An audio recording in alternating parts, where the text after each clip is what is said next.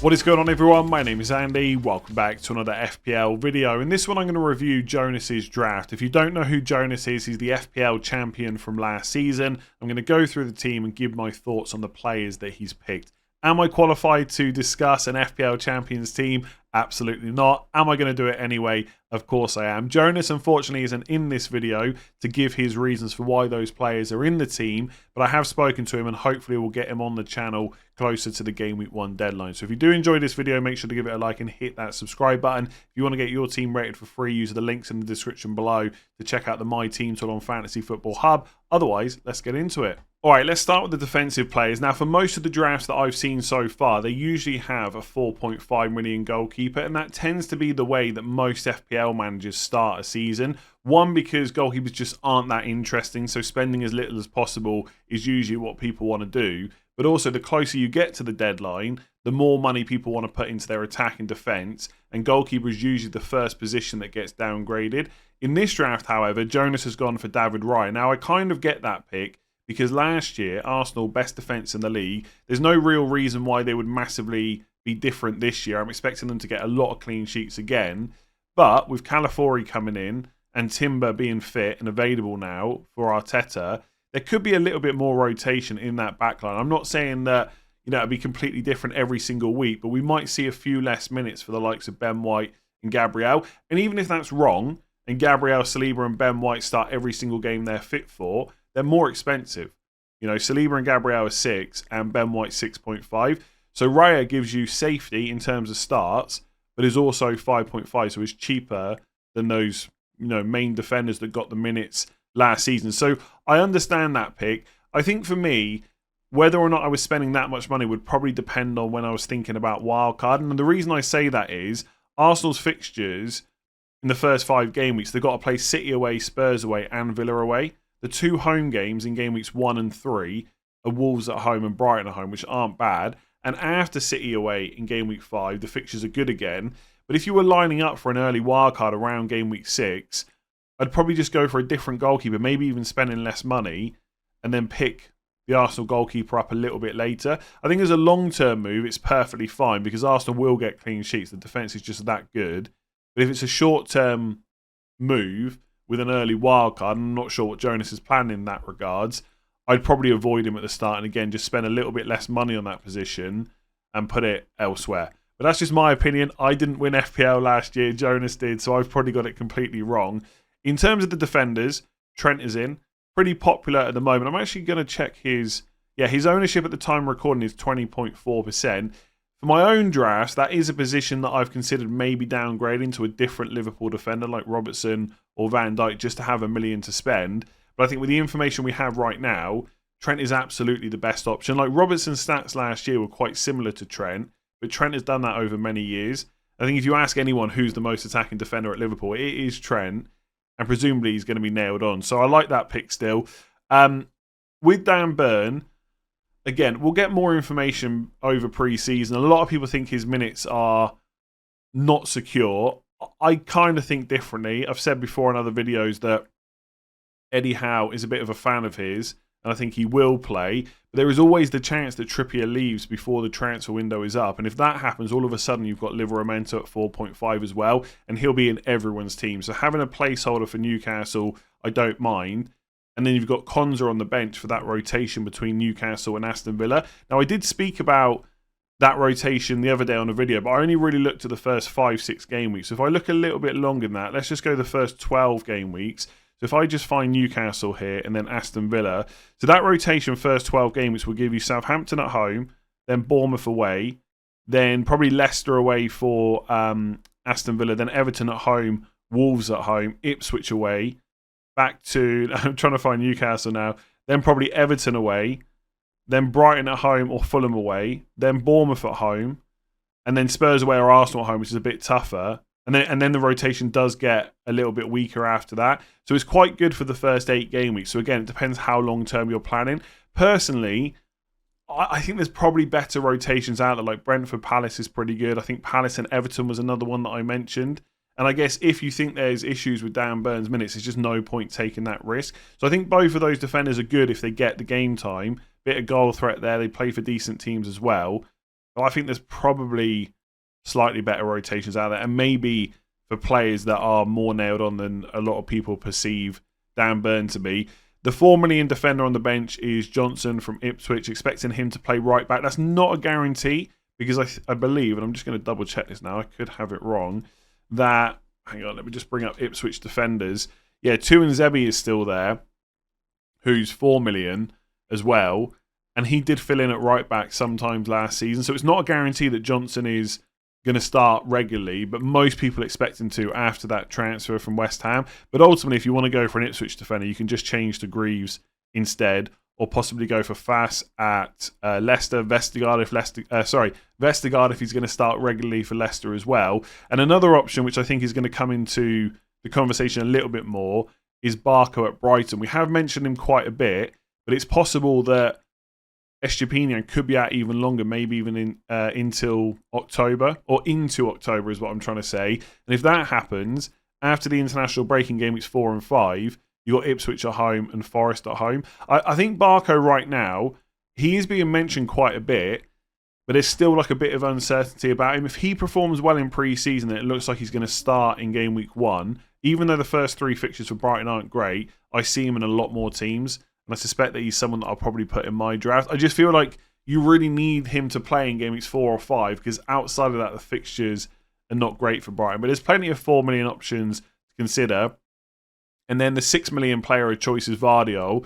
I'm not surprised that Jonas has picked him, because he did really well for him last season. A few people have asked me, couldn't Ake play left back instead? He absolutely can. And by the way, I think Vardio and Ake can play in the same back four as well. But given how well Vardio did last season, and the goal threat he possesses, and the fact that he was back from the Euros much sooner than Ake will be, it seems pretty likely that he's going to start as the first choice left back at Man City. Now, we've been here plenty of times before when talking about Man City players. That doesn't necessarily last very long.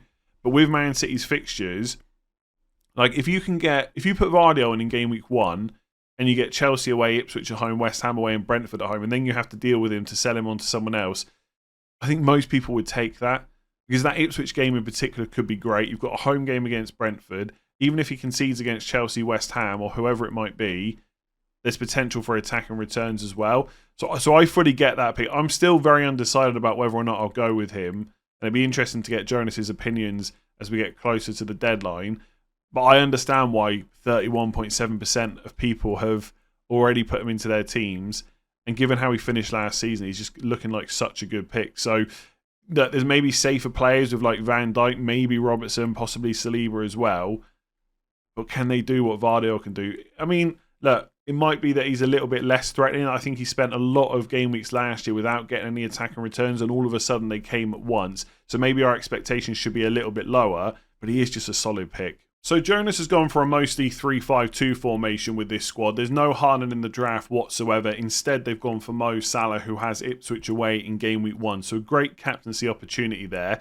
It's worth saying that's not the only reason to own Salah. It's a big part. But the fixtures for Liverpool opening 5 game weeks are decent. Not only do you get to play a newly promoted side in game week 1, you've got home games against Brentford, Forest and Bournemouth in game weeks 2, 4 and 5. And then in game week 3, it's Man United away. Unless there's a massive improvement over last year, which there could be, that's not even that bad of a fixture either. And also, right, I've seen a few comments saying that, Salah's not the player he was. He's a bit older now as well. And I understand that. Maybe his minutes won't be quite so good this year, but he still put up over 200 points last season. He's been so consistent in a Liverpool shirt, and I appreciate at some point he's going to be under 200, but that hasn't happened in the 7 seasons so far. I think he's more than good enough to do it again this season. And you don't have to own him for the whole season anyway. Like if you wanted to own him for the first 5 game weeks, then move him on to someone else, that's a perfectly reasonable way to go. We will try and speak to Jonas before game week 1, much closer to that deadline, to see what his current squad looks like. And maybe Haaland comes in and Salah goes out.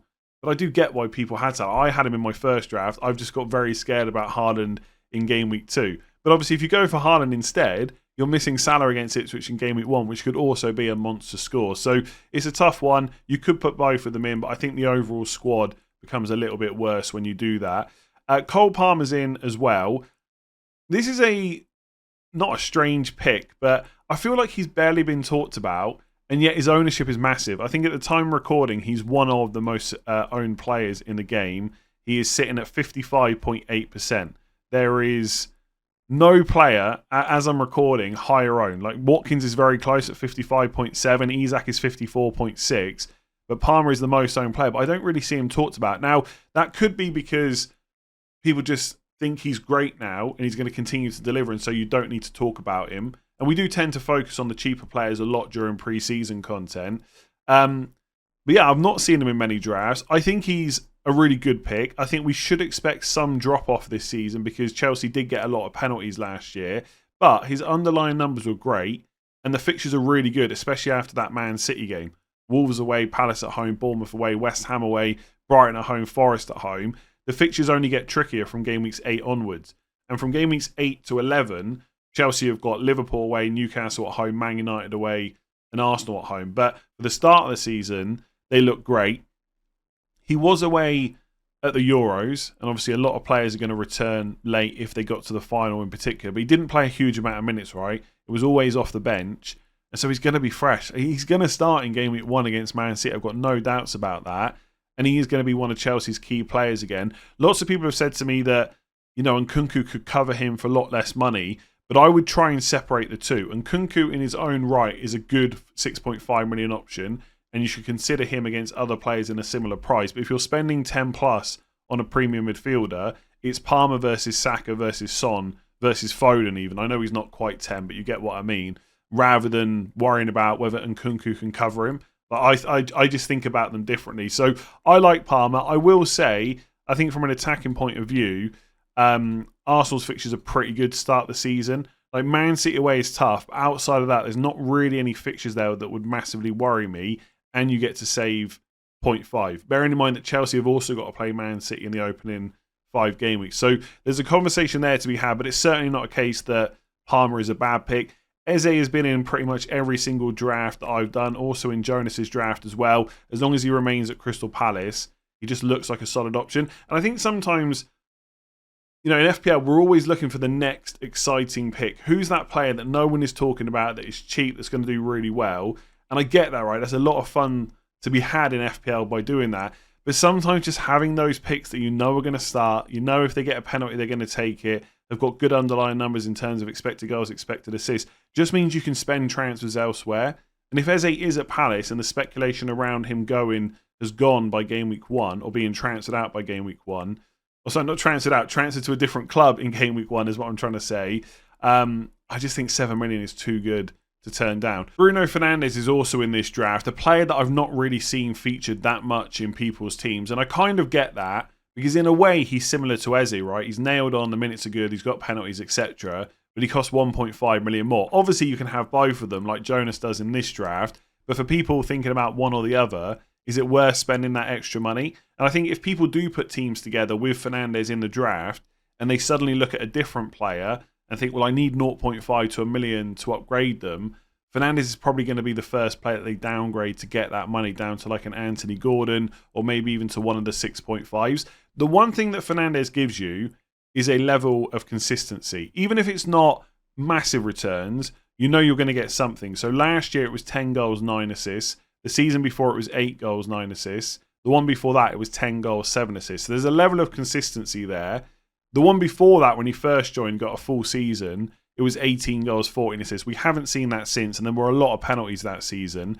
But overall, he's going to get close to 20 returns. Now, is that enough for 8.5 million? You might say no, right? And I'm sure there will be cheaper players that get more attacking returns than Fernandes, but it's not so easy to know who those players are. Like, it could be Anthony Gordon, it could be Leon Bailey, could be Eze, right, etc. There might be plenty of 6.5s that do better than Fernandes and Nkunku, for example.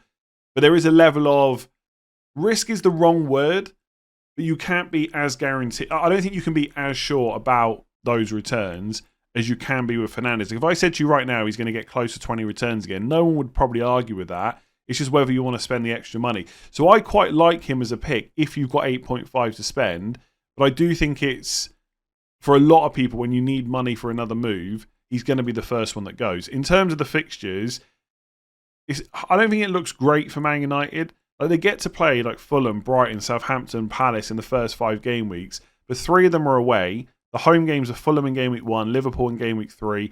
It's Spurs at home game week 6, Villa away game week 7. The fixtures could be better, but Fernandes is going to play all of those games. They get a penalty, he's going to take it, and he can get returns outside of penalties anyway. So I think if you want to start game week 1 with more of those consistent players, you put Fernandes in, and then when you figure out who the better players are going to be this year for less money, maybe you transfer him out later. But I don't think he's going to suddenly become popular during pre-season. He's currently at 14.1% ownership, probably won't climb much higher than that. And then the 5th midfielder is Gibbs White. I think he's a bit of a favourite in terms of analytical players because, again, just to kind of repeat myself on the last kind of 2-3 players, he's going to start. The minutes are good. He's on penalties, right? And he only costs 6.5. The attacking threat from open players I mentioned on the 6.5 million midfielder video is not that high. And a lot of people have said, well, just go for Hudson-Odoi at 5.5 million instead. And I do think he's quite an exciting pick. But actually, when you look at the numbers between the two, taking out penalties, it's not actually that much difference. So if I just go to the Opta stats page here, go to per 90 minutes for last season, right? So I'll just bring this up here. So Gibbs White is 0.17 non-penalty expected goals per 90, 0.19 expected assists. That was last year. If I go to Hudson-Odoi instead, 0.13 non-penalty expected goals per 90, 0.1 expected assists. So this is a bit like Kudus, right? Again, another player I spoke about in the 6.5 million midfielder video. You watch Hudson-Odoi, he's exciting. It always looks like he's going to get you something, either an assist or a goal. The numbers don't necessarily back it up, at least not to the level people talk about him. So he's going to save you 1 million, but you're also going to lose the penalties. So if I'm looking at this midfield, right, and I can downgrade any of Salah, Palmer, Eze, Fernandes, Gibbs White to get 1 million, and the options are Gibbs White to Hudson-Odoi, Fernandes to Gordon, or let's just say Palmer to Foden, I almost feel like Gibbs White is the last one that I would downgrade. Okay, Foden doesn't have penalties, but he's got good fixtures. He's a fantastic player. Gordon doesn't have penalties either. He got so many returns last year. His numbers are good. But either way, if you get rid of Palmer, Fernandes, Gibbs White, you're losing a penalty taker for a non-penalty taker, essentially. I think Gibbs White is the last one I would downgrade to Hudson-Odoi. Maybe that's wrong. Maybe it should be one of the other two. But I'd rather have Gibbs White, Gordon, and Palmer than Palmer, Fernandes, Hudson-Odoi. I think. It's probably quite close, but I'm just not sure Hudson-Odoi at 5.5 is as good as people think he is. If the minutes are there this year and he plays regularly, maybe that would be a different case. But I just think Gibbs White, you pay that extra for the certainty and the penalties, it's probably worth it. And then up front, it's basically 2 cheap forwards in João Pedro and Adam Armstrong, and then Isak as well. I think that's the same front 3 that I had in my first draft. With Isak, we probably don't need to talk about him too much more. If he's fit and available, he's going to start in game week 1. It's a great fixture against Southampton. He's on penalties. Callum Wilson might not even be fit to start the season. And if Newcastle do buy another forward, it's going to be as a backup, right? It's not going to be someone to replace Isak. He's just too good, right? So he's a great pick. I think in terms of Armstrong and João Pedro, if they both get the minutes, they're great at 5.5. They're such good value options because they both have penalties. And I think they're probably better than any of the 5.5 million midfielders. It might be by the time this video goes out that Smith Rowe is transferred to Fulham. If he gets minutes of 5.5, he could be a good option. If Andreas Pereira is still there and he's on penalties, you could think about him. I've already mentioned Hudson-Odoi, Semenyo at Bournemouth as well. But I don't think any of them are better than João Pedro, who's playing regularly, if he does, or Adam Armstrong.